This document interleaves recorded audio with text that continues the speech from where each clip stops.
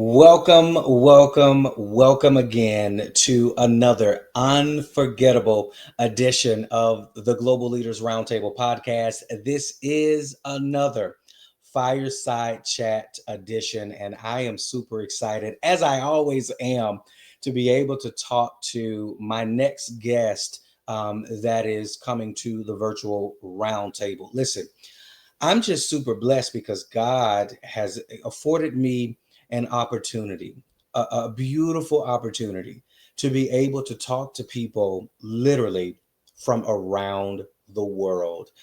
We have had an opportunity to host and speak with individuals from South Africa, from Dubai. We've got individuals coming up that we're going to be speaking with in London and all over the UK. We just got done speaking with a good friend over in Canada and all around the United States. And why am I talking about that? I believe that leadership, global leadership, is one of those things that's on God's agenda like never before. And being able to come together with other like-minded kingdom leaders from around the world to be able to have discussion, to be able to connect at the level of kingdom and also at the level of their belief in Christ, and also to be able to connect with them at the level of leadership. What are they doing in their industry and how they're forging ahead and pushing initiatives ahead? It is such a brilliant thing and concept. And listen, we are doing it more and more right here on this platform. For those of you guys who do not know me, I am your host, Kenyon R. Dudley, keynote speaker, leadership, a strategist, and the founder of this growing global platform designed to elevate voices, ignite healing, and to stir revival through the power of conversation and leadership and spirit-led impact. My life's work is simple. It is rooted in one mission. It is to say something that transforms someone's life, their thinking, and that's going to point them in the direction of God and their God-given purpose. This platform exists for that reason. And so I'm super excited about the conversation we're getting ready to have. You do not want to miss it. Stick around. But for those of you who are watching us live right now from YouTube, our YouTube channel, TGLR Network, welcome. Thank you for being a part of the ecosystem there.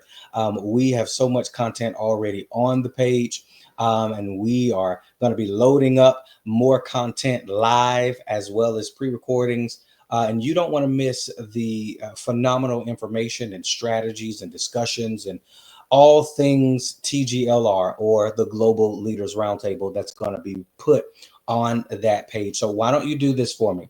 Make sure that you go ahead and tag a friend in this show, this episode, so that they can come in and enjoy this conversation, but also subscribe to the channel so that you do not miss a bit of content.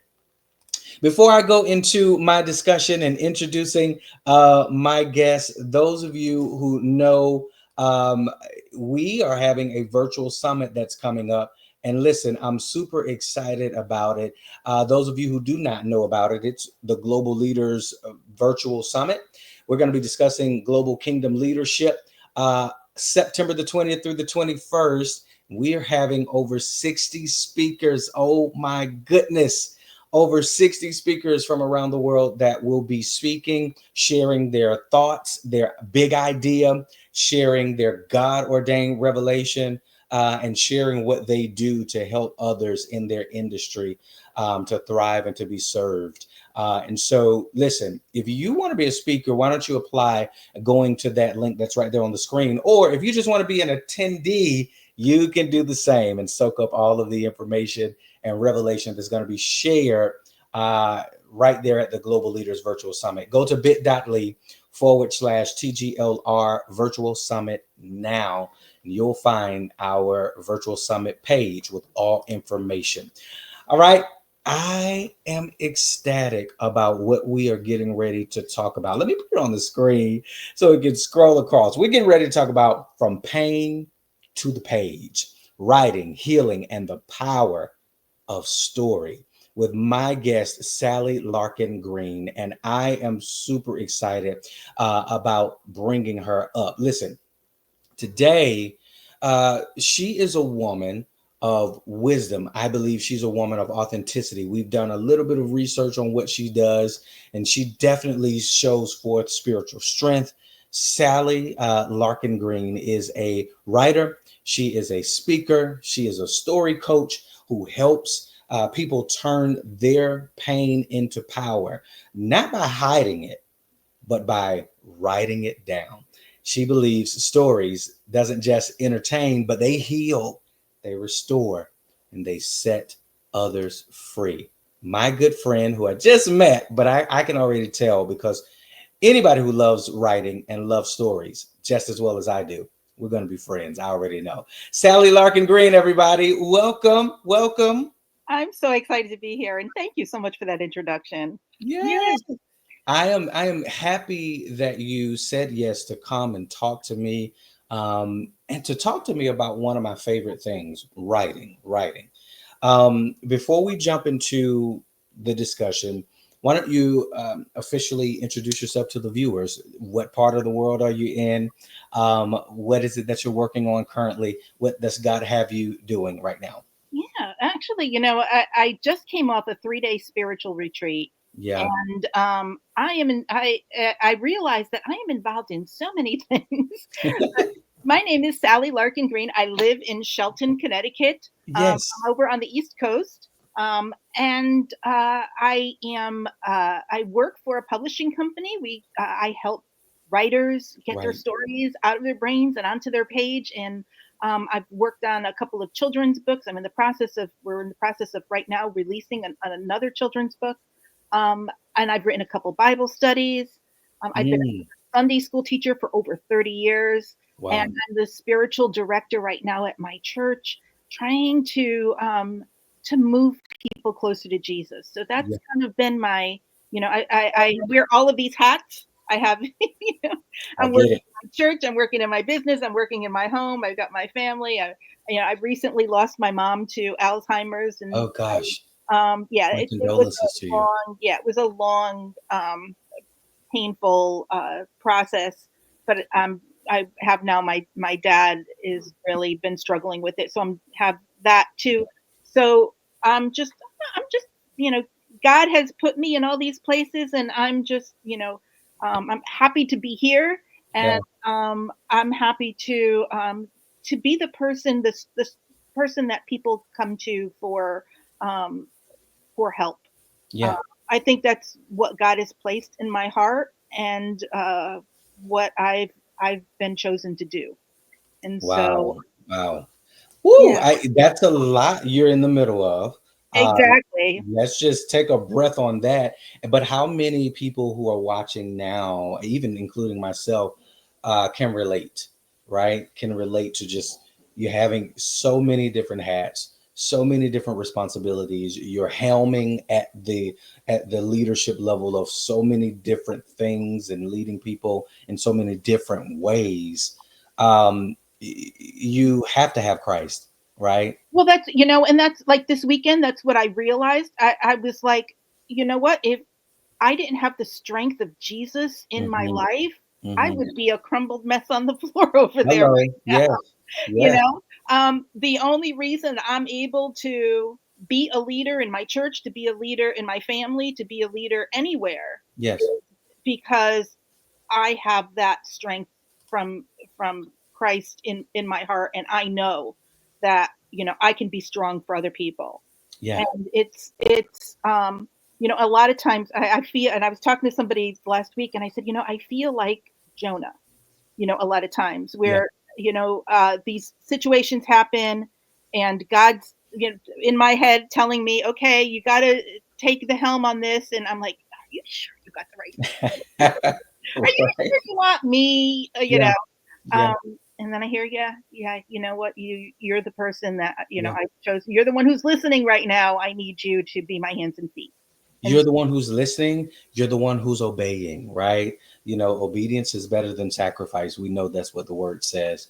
And so I know that God, And I used to ask the same thing, like, why are you always giving me the idea to do something or want, why is someone always calling me to be in place? And what I have kind of learned, just for me anyway, what I've learned is that he trusts the obedient. So the Mm, more obedient you are, the more he's going to call on you, and the more exactly. he's going to give you responsibility. And so, to some it could be a curse, but to others, it's this beautiful um, trust, right? It's this beautiful thing that shows that the God of the universe, the God of all, says, I trust you in this moment with this situation or these people.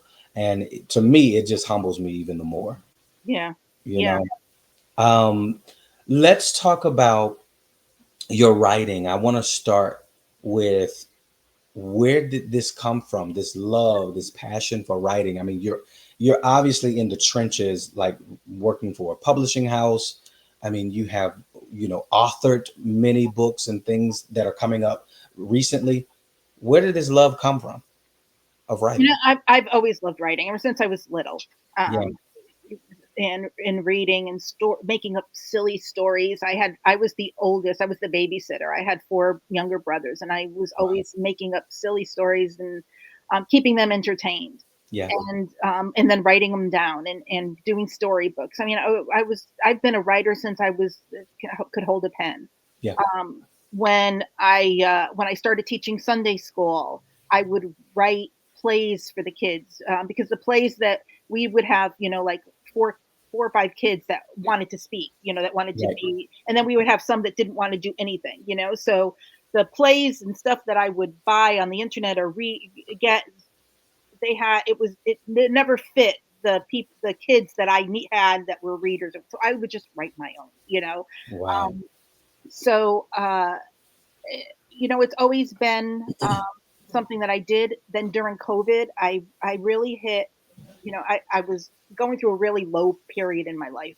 Hmm. Um, I had hit rock bottom. I was in a mess, uh, physically, emotionally, Yeah. financially. We had just lost a big client. The world had just shut down, and I didn't see any way forward. Yeah. And I realized that I was really good at taking care of everybody else, but I was really bad at taking care of me. uh So I needed to do something. Otherwise, I would get into a place where I couldn't dig myself out of. yeah. So, I stopped, I prayed, and I started doing stuff for me. I started eating healthier and walking regularly. I was 40 pounds heavier than I am now. So Okay. I lost some weight, and Wow. I shut off the TV and I started reading again, and I started journaling again. And that was Okay. the spark of something.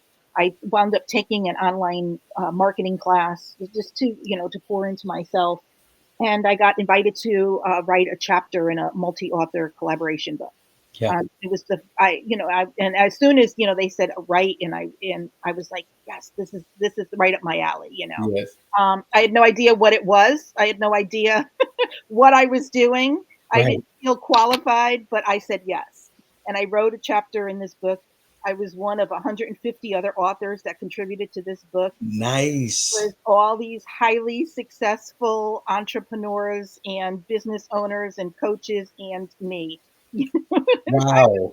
I was like totally out of my element. But Yeah. God put me there, and I kept saying I'm never going to be in this situation again. I need to make friends with all of these people. And so I started showing up at their uh taking courses that they were offering, and connecting with them, and then I got offered opportunity to be in another book, and then another book, and then one of the books, the woman who was putting it together reached out to me, and she was a coach, and so I ended up hiring her to coach me because I was like, I love these people, I want to coach. Sure. Yeah. Hired her to be my coach, and then I started helping her a little bit behind the scenes, because she was putting these books together and she was doing it all by herself.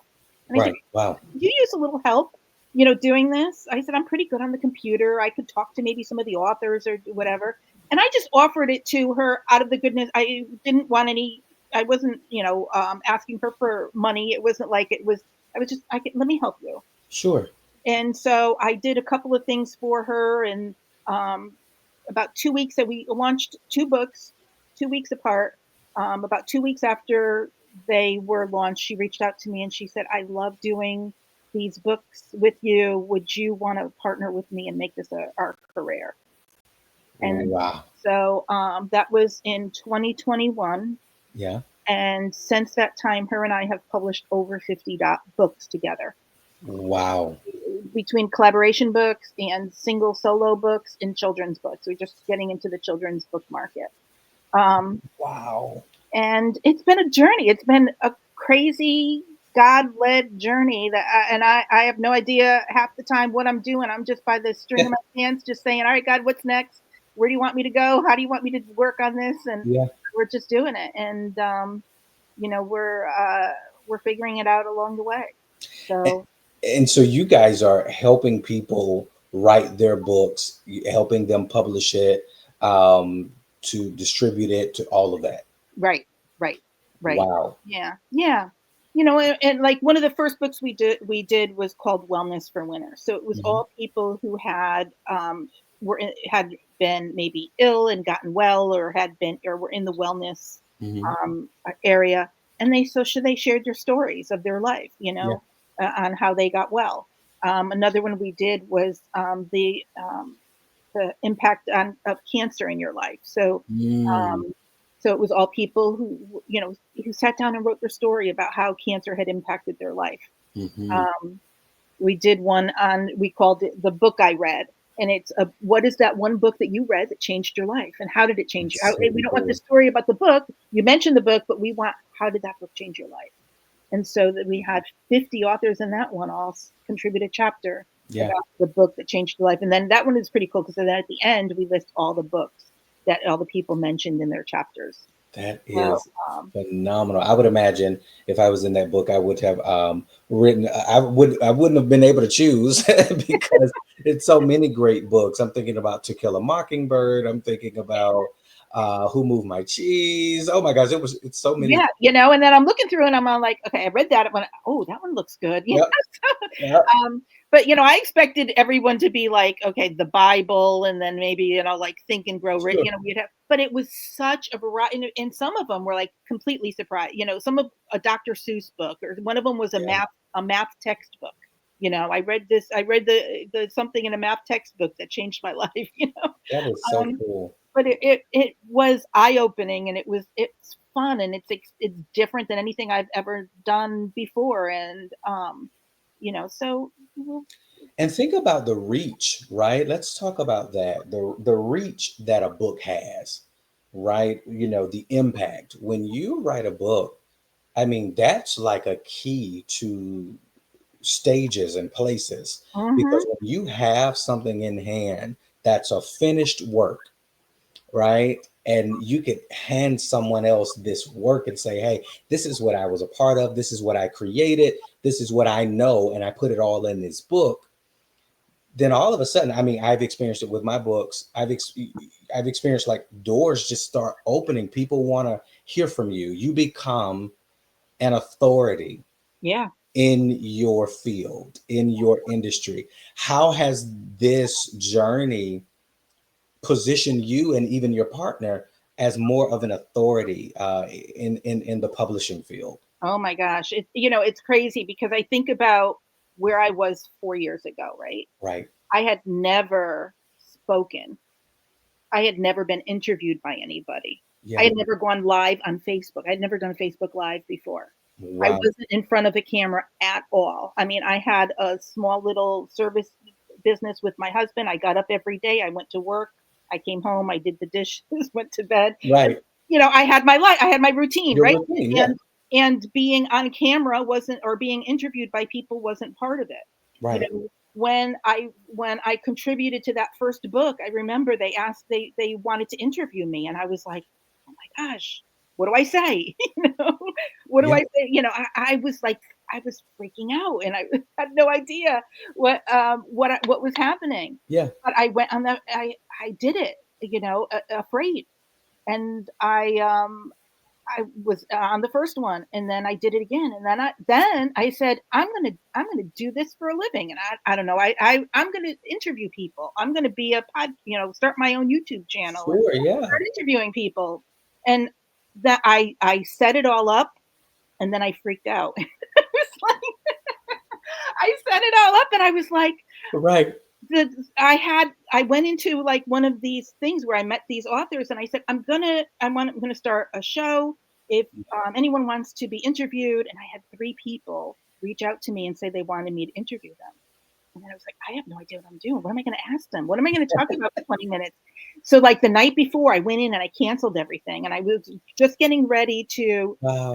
message them all and tell them that's it, it's done. I'm not doing it. And the woman who was my business coach, the woman that now I'm business partners with, who at the time was my coach. I called her crying, and I'm like, I can't do this. And she's like, you're going to do it. She said, you at least do it for these three that you Right. promised them. She said, get on there and do it. So I did. I called it the self-care rock star show. I love it. And I did it for them. And then like other people saw it and so I wound up doing that for about 6 or 8 months, Wow. where once a week, every Sunday night, I interviewed somebody. It's horrible if you go back and look at them. They're still up on YouTube, but they're so bad. Um, Goodness. But you did it. but I did it. But I did it, Yeah. and that's been my mantra. My thing has been, you know what? I'm just going to say yes and just see where God leads me. Right. Um, when things come up. I just applied to speak live. Now I've spoken at my church, Hmm. but it's in front of my church family. Sure, sure. But this is in like four towns over. It's an open mic night, and they're Yeah. looking for speakers. And the my business partner sent me some information, and she's like, "I think you should go do this." And I was like, Wow. "Oh, all right." I went in last night and I applied to be a speaker. Yay! So, but it's that stepping outside your comfort zone, doing things that scare you, Of saying course. yes, and waiting to see where God opens the next door. Yeah. I mean, that's what it's all about, right? Living in obedience to God means you're not going to know everything. You're not going to have the entire plan. It's just taking the step, and He'll lead and guide you every way. I mean, we know the word says that the steps of a good man, a righteous man, are ordered by the Lord. And that's what I do my best to remind myself, to remind my wife, to remind our team, people that we talk to every day. As long as you take the next step, you don't have to see the whole staircase, right? Mhm. You don't have to see the whole road. If you can relinquish the insatiable need to know every single thing, then you can get somewhere with God. Yeah. And it seems like that's exactly what's happened and what is happening in Sally's life. Like, you got to a breaking point, you got to a place in life, 2020, where things fell apart in a way. And I think this is what God really loves, when we get to the end of ourselves, wouldn't you say? Yeah, yeah. I think you gotta break down in order to build yourself back up. Yeah. You got to reinvent yourself. And Mhm. I mean, I look at who the person I was back 5 years. I don't recognize her. Wow. It's been such a total change. But it's all about taking action, right? It's taking action and saying, yes, God, I'm here. Use me. Yeah. You know, um, choose me and let me be the one to do this. And it's scary. It is. It scares the heck out of me. Yeah. It is. Um, I think not doing it is. I don't know if I could live with myself if I didn't do it. So I it's get that. it's Yeah. that voice in the back of my head. And it's funny because I was talking about how taking action, right, and Mhm. doing things when you have that intuition or that voice in your head that's telling you to do something. And a few months ago, I was in the grocery store and I had a couple of bottles in my car, and I went into the bottle redeem thing, and I put the things in, and I kept hearing there was a guy in there, and he was putting his, and I kept hearing the voice saying, "Give him your ticket, give him your ticket," you know. And I was like, I just, I don't want to give him my ticket. Right. Yeah, I get it. You know, I went in there, I put this, I need the money and like, you know, whatever. And I didn't do it. Wow. Okay. And I walked away and it has bothered me since. Yeah. You know, and I'm like, you know what, the next time I hear that voice, I'm gonna just do it because I'm sure he needed that more than I did, and Yeah. I'm sure I would have been blessed later Of on. course. Yeah. But I was just stubborn that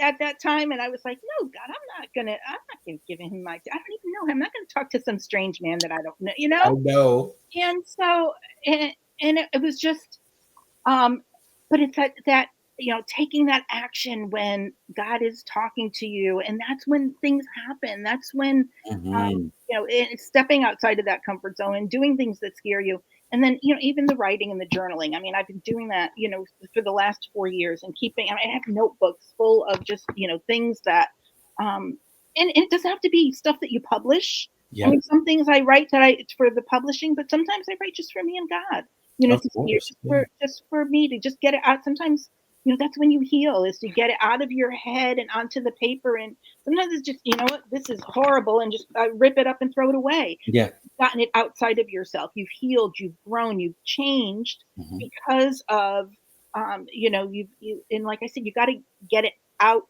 You got to break it down in order to build yourself back up. That's Yeah. what I believe, you know? Writing is a therapy. Yeah, It's absolutely. catharsis. It's one of the, and I say it this way, it, it is one of the most divine tools that God has given us in this earth realm, in this life, to be able to sit and to be able to bring thoughts and ideas and concepts that are here and that are housed in our heart, and to bring it to a page so that in some regards God can only hear it, like you said, and know what, not so that he can know what is going on with you, because he knows everything, he knows all things, but so that he could show you as a mirror, Hmm. right? Those words serve as a reflection, but it's also when you get words on that page and you share it with someone else. That's why I say my number one life mission is to say something that's going to transform somebody's life and introduce them to God and the power that's within them Yeah, through God. right. The spoken word, the written word, those things, it's a phenomenon. Yeah, When people read it, read your work from kids, you know, reading your children's books, just the impact that's probably happening on that little child, you know, while reading that book, it's phenomenal, yeah, you yeah. know.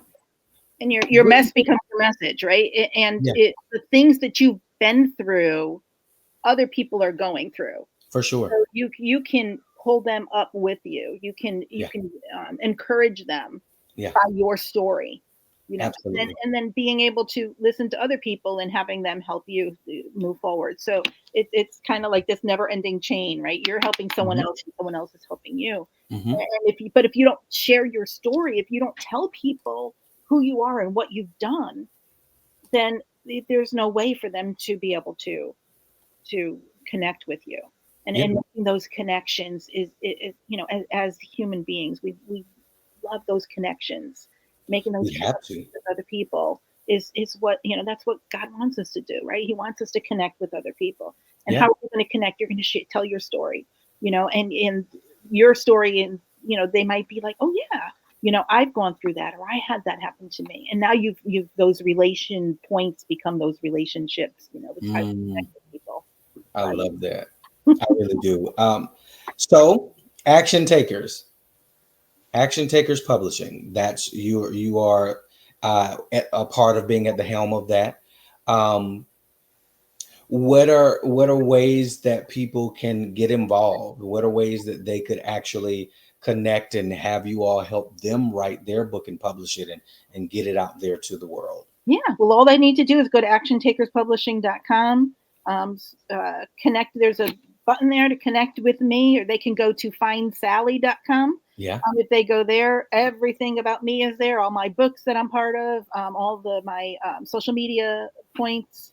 Um, but yeah, actiontakerspublishing.com. And if you are interested in sharing a little piece of your story and you want to publish it and um, get your story out there, reach out to me. I'd love to just, even if you want to just hop on a coffee chat and Yeah. on a Zoom call and connect, I'd love to talk to anybody. I love this. We've got a lot of writers in our network, and so you guys have a prime opportunity to connect with someone who's actually doing the work, getting people the opportunity to put the words to the page and to get it out to the world, to take action. Okay, it's not enough. It's not enough just to say I have it up here anymore. It's not enough just to say, well, I have it in my heart and someday I will. Today is that day, guys. Today is that day. Take action. Reach out to Sally. And her information is actually going to be in the description under this video as well. So you want to make sure that you connect with her. Um, Sally, if you were in the room full of, let's say, 100,000 people, you were in an auditorium, actually an arena, 100,000 people, they invited you to the stage and they said all of these people are writers, aspiring writers, authors. Everyone has a story. We need you to tell them one thing that's going to transform their life. What would it be? Sit down and write your story and get it outside of you, get it outside of you, and share it with somebody. Share it with somebody you love, and watch how your story grows. Yeah. Watch how your story grows. I'm telling you, I'm a living witness. Mm-hmm. That is so true. That is so true. Sally, this has been fun. Oh my gosh. Thank you for hanging out with me for the Fireside Chat edition of Global Leaders Roundtable. This was cool. Thank you, Kenyon, for inviting me. Absolutely, absolutely, guys. Hopefully, I'm gonna just probably put Sally on the spot here. Hopefully, you guys will be seeing her a little bit more with things that we do and that are coming up as well. We love the work that she and her partners doing over there at Action Takers Publishing, and so you want to be a part of what she's doing as well. Connect with her. Listen, today's discussion was all about the power of story, the power of writing, how to get that pain, how to get that process that you've gone through to the page. And one of the main things that we spoke about was relinquishing all control and obeying the voice of God. If you can do that and not be obsessed with what's next and how, I promise you, Sally and I promise you, you'll get taken to places, levels, stages, in rooms, into relationships that you could have never imagined possible. God will do it for you if only you would believe. I'm your host, Kenyon R. Dudley. This has been the Global Leaders Roundtable Podcast, Fireside Chat Edition. And this has been Sally Larkin Green with me, talking about the power of your story. I hope that you'll write boldly and that you'll publish with all your heart. See you next time.